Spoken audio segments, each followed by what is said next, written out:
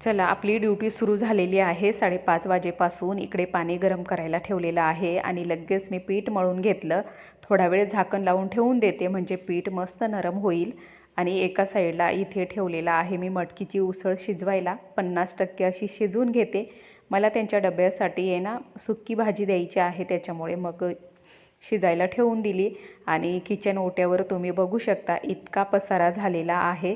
6, सव्वा 6 वाजेला इतका पसारा झालेला आहे. त्यांचा पसारा आवरून दिल्यानंतर मग मी माझा पसारा करते. म्हणजे माझ्यासाठी मी चहा बनवते.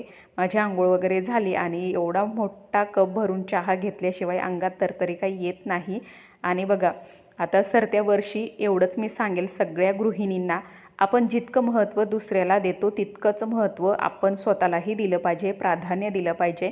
कारण आपली काळजी करायला कोणी नसतं, आपण आपली काळजी स्वतःनेच करायची असते.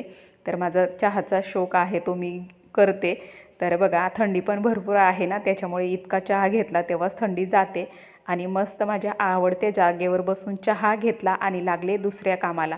तर आता रेग्युलरचे कपडे कमी होते, त्याच्यामुळे पडदेसुद्धा धुवून टाकले आणि घरातलं सगळं आवरून तेवढ्यात हे दोघं आले होते. तर त्यांना लागली होती भूक आणि लगेच मग परत किचन ओट्यावर पसारा झालेला होता. शेवाळ्या गोड बनवून दिल्या. असा होता दुपारपर्यंतचा दिवस. चला, भेटूया पुढच्या व्हिडिओमध्ये. बाय.